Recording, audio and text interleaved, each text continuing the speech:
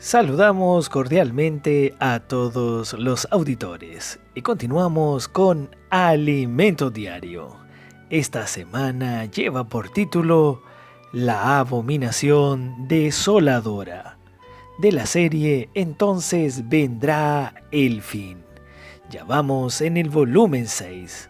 La venida del Señor está a las puertas. Semana 3. Día martes. Lectura bíblica de hoy la encontramos en Génesis capítulo 6, versículo 10. Y el verso de oración en el libro de Efesios capítulo 5, verso 25 y 26. Disfrutemos juntos leyendo este versículo con oración y en el Espíritu. Cristo amó a la iglesia y se entregó a sí mismo por ella para santificarla, habiéndola purificado en el lavamiento del agua por la palabra. Amén, Señor Jesús. Cristo amó a la iglesia, Señor Jesús, y se entregó a sí mismo por ella, aleluya, para santificarla, amén, habiéndola purificado en el lavamiento del agua, Señor Jesús, en el lavamiento del agua por la palabra, amén, Señor Jesús, gracias por este versículo. Hoy presentamos el cautiverio de Babilonia. Por causa de la degradación, el pueblo de Israel fue llevado cautivo a Babilonia. Pero, ¿cuál es el origen de Babilonia?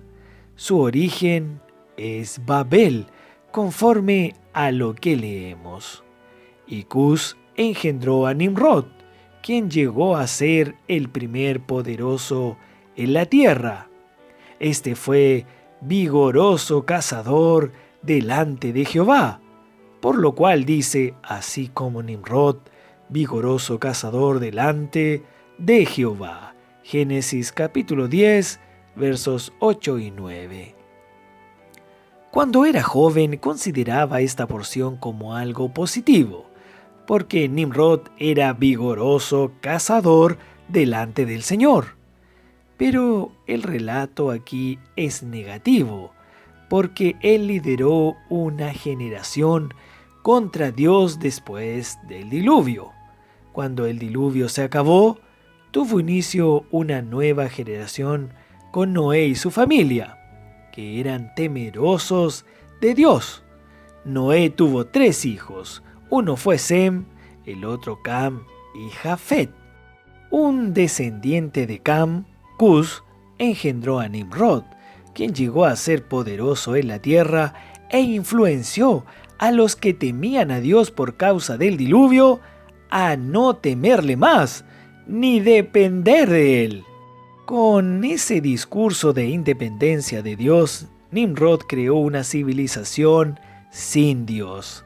Así comenzó un reino y un gobierno humano apartado totalmente de Dios, que se perpetúa hasta nuestros días. Los varios gobiernos humanos hasta hoy viven en el mismo principio de independencia de Dios. El hombre tiene la capacidad de producir recursos para sobrevivir, de generar seguridad, construyendo ciudades para protección del pueblo y de producir entretenimiento para tener alegría y también placer.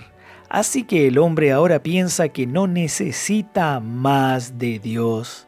Así fue como surgieron Babel y Babilonia, convirtiéndose en la cuna de este principio. En toda la tierra en realidad solo hay 2 reinos. El primero es la iglesia, la realidad del reino de los cielos, donde el cielo gobierna. En este reino no vivimos sin Dios, Por el contrario, dependemos totalmente de Él. Y Él es quien gobierna nuestras vidas. Señor Jesús, Él es nuestra provisión para todo lo que necesitamos y vivimos por la palabra que sale de su boca. Mateo capítulo 4, verso 4. El segundo reino, ya sabemos, es Babel, Babilonia, que en realidad es la potestad de las tinieblas, es la puerta del Hades, es el mismo infierno. En ese reino el ser humano declara que no necesita a Dios y que puede sobrevivir solo y sin Él. Según la política, ese reino afirma que el Estado es laico y no tiene nada que ver con Dios. Aunque el hombre se declare independiente de Dios, vive en el ambiente de la naturaleza que fue creada por Dios.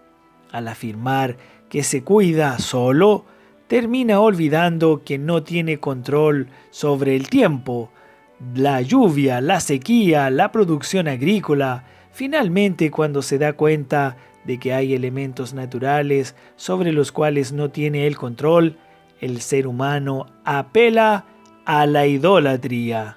No se trata de que le gusten los ídolos, sino que prefiere a los ídolos en vez de Dios.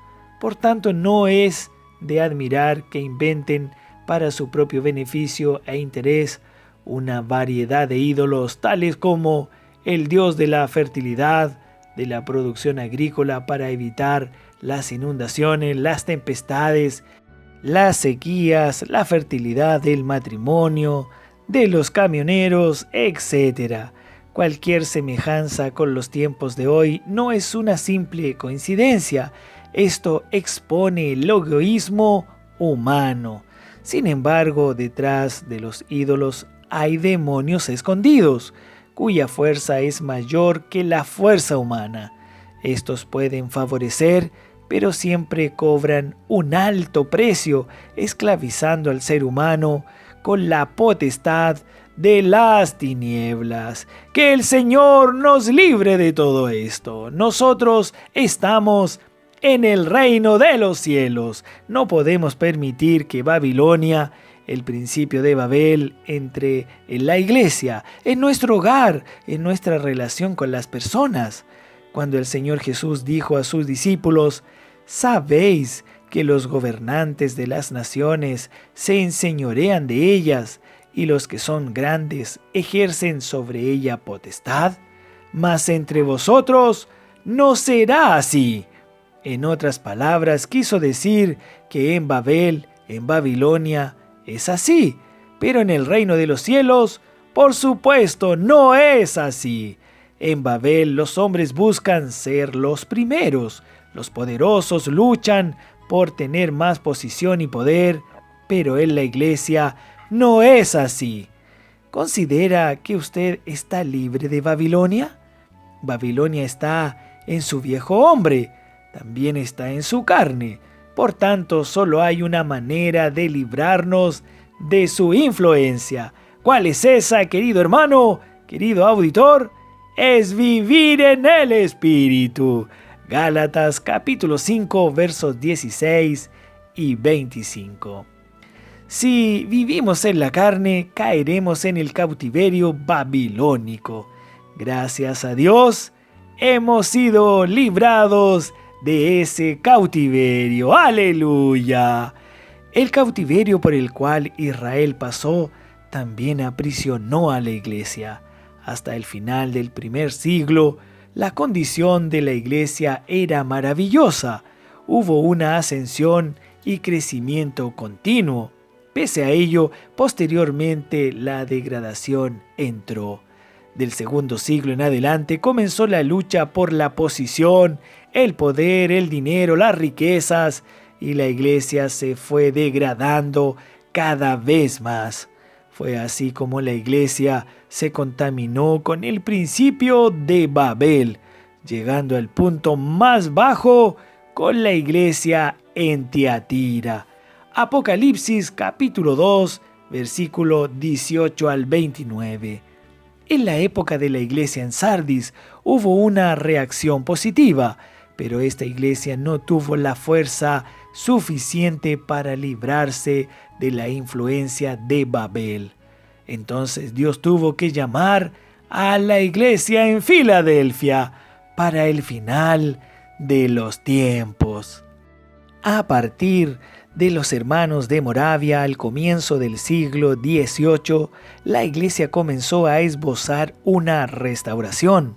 Enseguida, en Inglaterra, los hermanos de Plymouth, en la segunda mitad del siglo XIX, vieron el error de la jerarquía y del clericalismo en la iglesia y empezaron a llamarse solamente hermanos, queridas hermanas, queridos auditores. En el siglo XX, el Señor levantó al hermano Watchman Nee y después al hermano Whitney Lee, de los cuales el hermano Don Yulan recibió ayuda sobre la visión de la unidad de la iglesia. Por medio de su ministerio de 40 años, esa visión también nos alcanzó y preparó una generación. En ese periodo hubo muchos conflictos por causa de nuestra inmadurez, pero al final el Señor estableció una buena base para hoy. Podemos no haber alcanzado lo ideal, no obstante, ya reunimos las condiciones básicas para que Dios nos use y nos libre de la situación y el principio de Babel.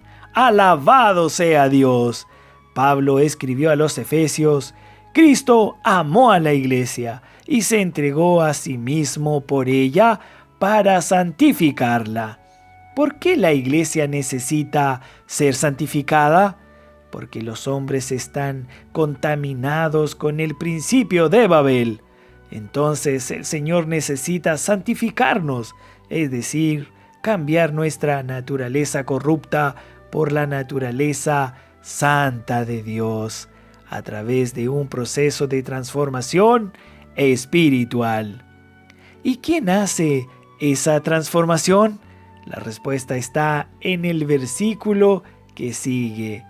Para santificarla, habiéndola purificado con el lavamiento del agua por la palabra, quien efectúa ese proceso de transformación metabólica, sacando de nosotros la naturaleza caída, la naturaleza babilónica, poniendo la naturaleza santa de Dios. ¿Cuál es? Es la palabra. ¡Aleluya! Esta es la genuina santificación. Dios está removiendo de nosotros todo aquello que no es un elemento del reino de los cielos. Alabado sea el Señor por la palabra de hoy. Solo la palabra del Señor nos santifica y nos transforma. ¡Aleluya! Hasta aquí llegamos hoy. Mañana continuaremos con este precioso mensaje.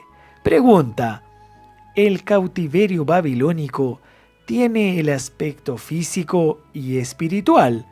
¿Cómo podemos ser librados de ellos? Señor Jesús, que todos tengan un día lleno de alegría, lleno de amor y de muchas bendiciones. Amén.